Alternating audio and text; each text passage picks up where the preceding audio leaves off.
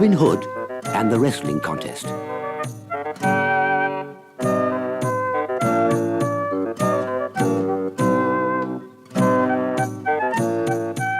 Back in the 12th century, Prince John was in charge of the country, while his brother, King Richard, was away fighting in the Crusades.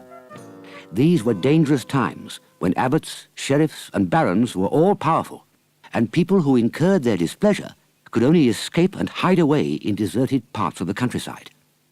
One of the most celebrated of these, forced to seek refuge, was the outlaw Robin Hood.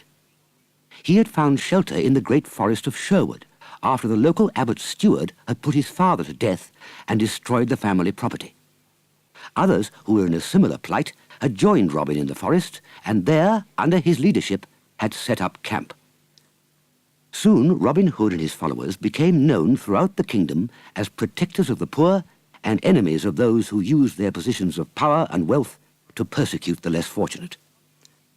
Now, a close follower of Prince John was the Sheriff of Nottingham, whose greatest ambition was to capture Robin Hood, who had outwitted him on many occasions and often robbed him of his ill-gotten valuables. One afternoon in the summer, when the shafts of sunlight sparkled through the trees of Sherwood, Robin and his friends were relaxing after a sumptuous meal of venison and were very much at ease. Friar Tuck was fast asleep under a tree. Robin was sharpening some arrowheads.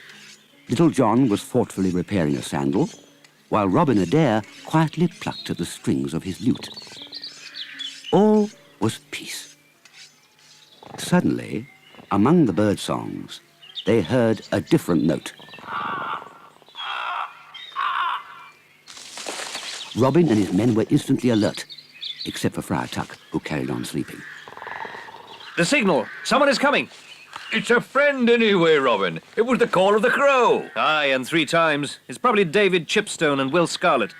They're due back from Nottingham today, aren't they, Marion? Yes, and I hope they brought the things I ordered. And my new hunting knife. Ah, there's David. Greetings, David. Where's Will? Oh, bad news, Robin. Very bad. What's happening? The sheriff's got Will. Oh, no, that's terrible. It happened 2 days ago by the sheerest accident of ill luck. Gisborne, the steward, recognized us on the bridge at Linby, and we were hopelessly outnumbered. I managed to jump into the River Lear and get away, but poor Will tripped and was taken. Where's he now? They have him in a dungeon in the castle. Oh, that truly is bad news. They'll probably hang him straight away. No, I don't think so, Robin. The story goes that the sheriff knows you will try to rescue him if he's alive, so will use poor Will as a bait for you. What will you do, Robin? Marion, you know what we will do. But first, we must hold a council of war. Wake the friar up, Much. We need his cunning. Come on, Tucky, wake up. What's happening? Oh, hello, David. You're back. Where's Will, then? Chasing Nottingham maids as usual, I'll be bound. Of course, when the good friar heard the news, he was most upset and was all for going there and then to try and release Will. But he knew as well as any of them that it would be impossible. The castle dungeons were not famed for their frailty. The outlaws gathered together and for a long while discussed various plans and schemes. Then Robin came up with a daring idea. Now, you know the sheriff's wrestling champion is coming to Nottingham on Monday next. Aye, to challenge all comers. He's never been beaten. They call him Titan. The poor locals fighting for 2 pieces of silver. The poorer they are, the more they need to volunteer. To be beaten to a pulp, which the sheriff enjoys. And Titan revels in it. He's a bully and no man in the kingdom can floor him. Except one. That's why I mentioned it. Who's that, Robin? Who? Oh, Yes. Who, Robin? Oh, yes. Who is that man, Robin? I said, who is that man, Robin? Why, you're gazing at me. Me? Yes, you, Little John. Never fought the man. But you can beat him, Little John. Listen, everybody, this is my plan. It's a long chance, but think on it. On Sunday, Little John... And as the evening shadows fell, they sat round and discussed the details of Robin's plan. Meanwhile, in Nottingham Castle, the sheriff was making plans too. Sire, Is everything ready for the wrestling challenge on Monday? Yes, sire. The inner castle courtyard has been swept, leading townsfolk will gather, and the challengers will line up and take their turn as usual. Many challenges this time, Gisborne? As usual, sire. The peasantry are only too happy to be mauled for 2 silver crowns. It would be more exciting if there was stronger opposition. The young baker lad last year was passing fair before breaking. Until Titan snapped his arm, sire. That was amusing. I even gave the lad an extra crown for his pains. It's a joke. Gisborne, I said, for his pains. Very droll, sire. And Scarlet, sire? No sign of Robin Hood to the rescue yet? No. Perhaps he thought better of it. If Hood's not here by Tuesday, Scarlet will be hanged. May I have the pleasure, sire? Indeed, Gisborne. You go. Why should I deprive you of your justice? And so, while poor Will Scarlet languished in prison, the sheriff's men kept a sharp lookout for Robin. Meanwhile, Robin and his men waited until Monday. When it came, it was warm and sunny. The sheriff took his seat in the courtyard, and the citizens who were invited and had the stomach for it were seated around comfortably. Let the contest begin, Gisborne. People of Nottingham, again your kindly sheriff, thinking to amuse you, brings the champion wrestler, the mighty Titan, to take on any challenger. Titan!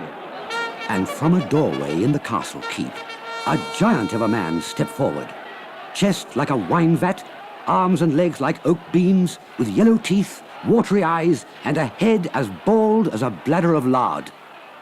As always, the crowd were impressed. Now, who is to challenge the Titan for 2 pieces of silver?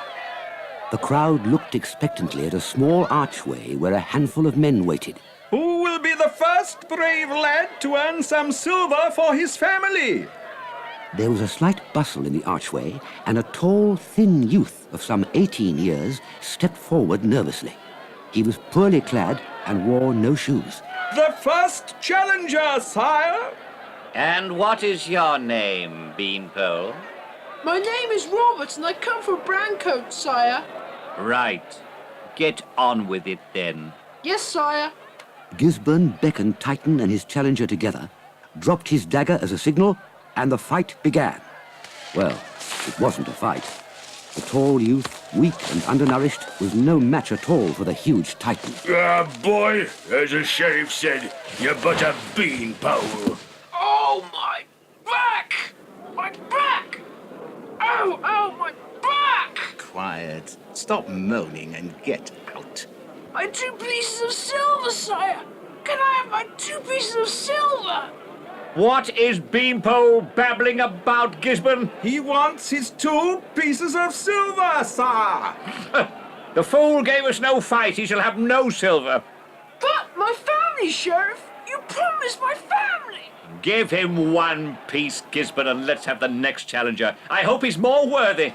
The next man was broad and stocky, a blacksmith from Redcliffe. The crowd cheered as he held the Titan for some 2 minutes. But then Titan took him in an arm lock and twisted his shoulder back. Oh, so you thought you could fight the Titan, eh, my fine smithy? Perhaps this will stop you shoeing your horses for a while, eh? Huh? And with a dreadful wrench, he forced the smithy's arm back in a contorted position until... The poor man fell, clutching his arm in a spasm of agony. Well done, Titan. Gisborne, give the smithy 2 coins. He deserves them. Yes, sire. And let us have the next man in. And so, over the next 20 minutes or so, some 6 challengers, desperate for silver, went like lambs to the slaughter. And it seemed that Titan became more strong and vicious each time, and the sheriff revelled in the sight. The 9th challenger was a very big man indeed, even bigger than Titan. He had red hair, was clean-shaven, dressed in the rags of a wanderer. Gisborne approached him. Who are you? They do call I Jack, and I do come from Bridgewater in Somerset, sir. I be Bridgewater Jack, sir. God bless ye, sir. Who is it, Gisborne? What is his name? Bridgewater Jack, sire. A Somerset oath. A big oaf, too. Right, Titan, get him. Yes, my lord. The bigger they come, the harder they fall. Come on, Bridgewater Jack. Well, of course, the challenger's real name was Little John. Beard shaven, hair dyed, and with a false accent to avoid identification. The fight began.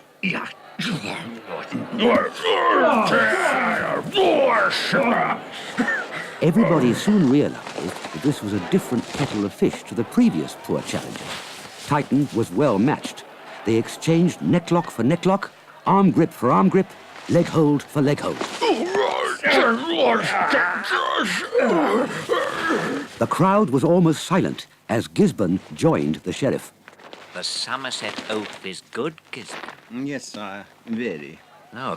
Look, they're locked together like bulls. And so the fight went on and on, neither giving way. News of the tremendous contest flew around the castle.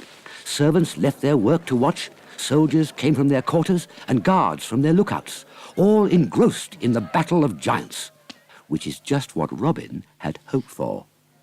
Disguised as lowly cleaning servants, he, Friar Tuck, and Much the Miller's son were in the castle, ready. Now, they're all watching the fight. Past the guards. Where do you think Will is, Robin? Don't know exactly, but we'll soon find out.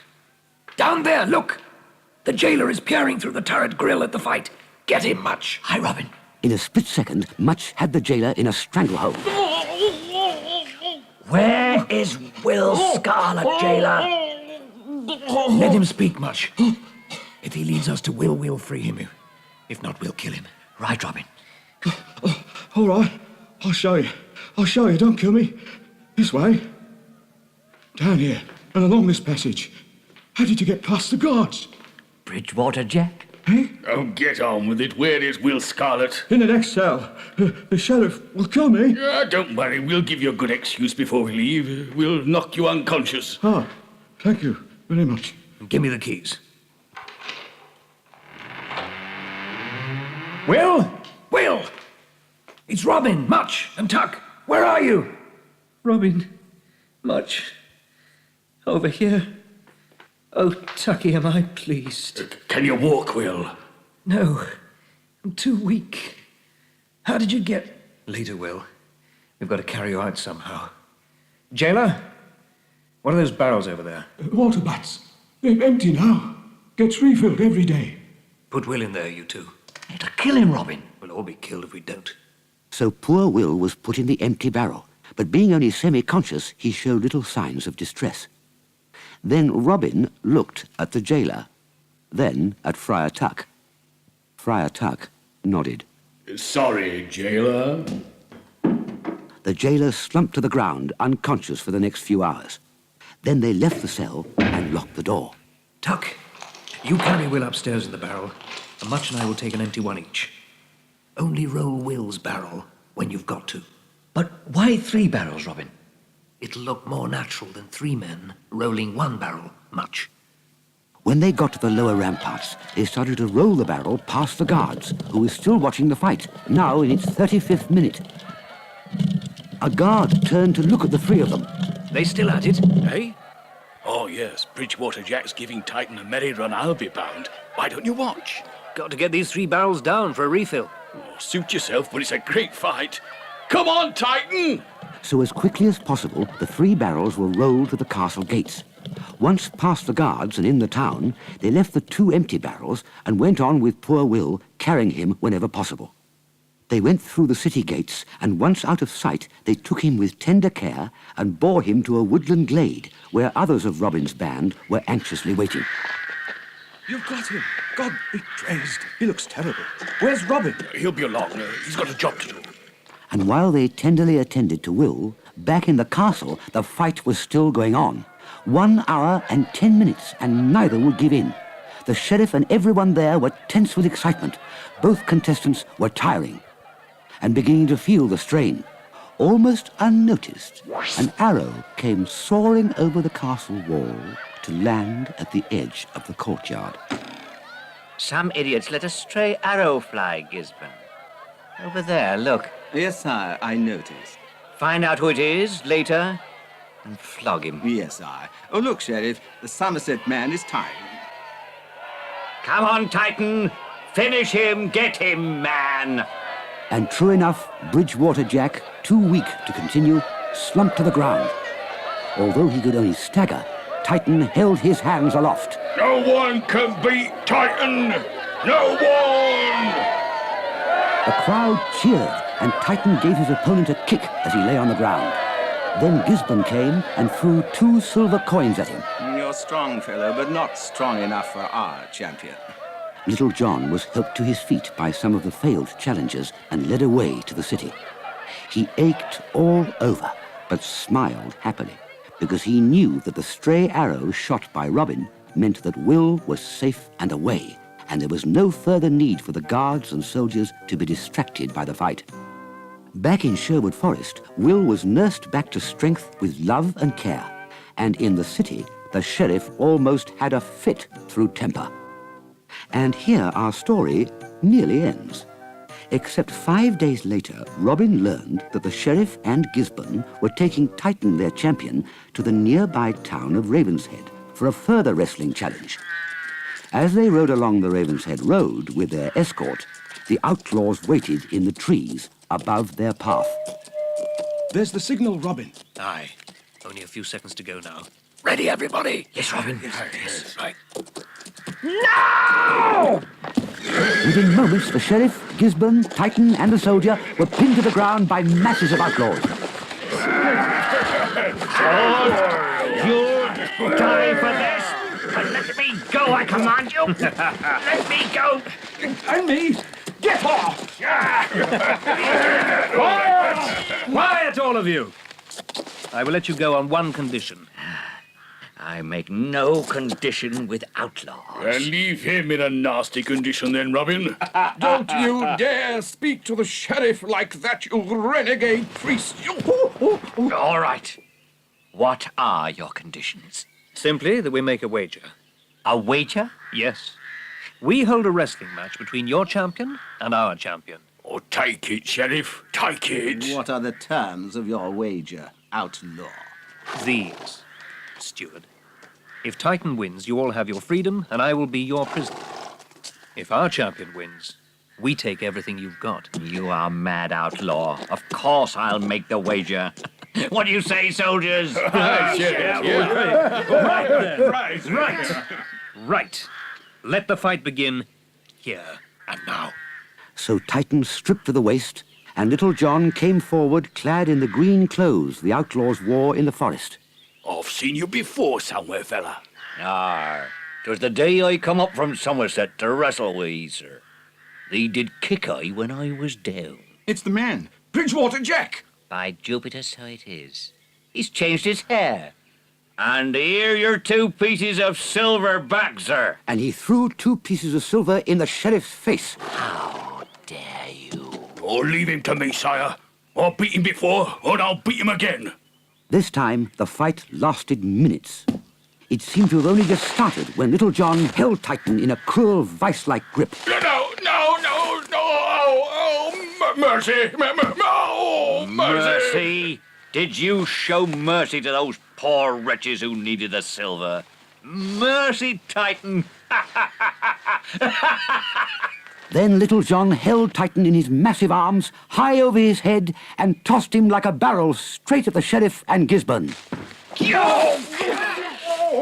Get up, Titan. Get up. He's finished, Sheriff. Pay Robin your wager. Right, everybody. Take everything they've got. Horses, too. Well, I have that, Robin, if I may. That could be very useful. I like that very much. I think that's everything, Robin. How do we get back to Nottingham with no horses? You walk. You're not taking your champion on to Ravenshead. I wonder why. 'Tis Bridgewater Jack what done it.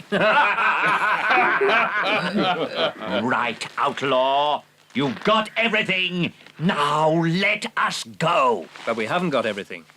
What do you mean? You've got everything but the very clothes we stand up in. Exactly, steward. But we did say everything. Off with your clothes. Our clothes? That's right. Off with your clothes. Yes, they'll do well for some poor country folk after they've been washed. How do we get back without clothes on? Everyone will mock us. Take them off, or we'll rip them off you. And so the sheriff, Gisborne, a battered Titan, and the soldiers returned to Nottingham and waited until nightfall before sneaking into the city, with a great deal of difficulty, I can tell you. And the people laughed and sniggered about it for years, and Little John was often called Bridgewater Jack, and Robin Adair wrote a song about it. Now Bridgewater Jack and Little John were both one and the same. The sheriff and his soldiers all watched the wrestling game. Their faces went all scarlet when Robin rescued Will, but when they went home naked, they blushed more scarlet still. With the fa-la-la-la, fa-la-la-la, fa-la-la-la-la-la, fa-la-la-la, fa-la-la-la, fa-la-la-la-la-la-la.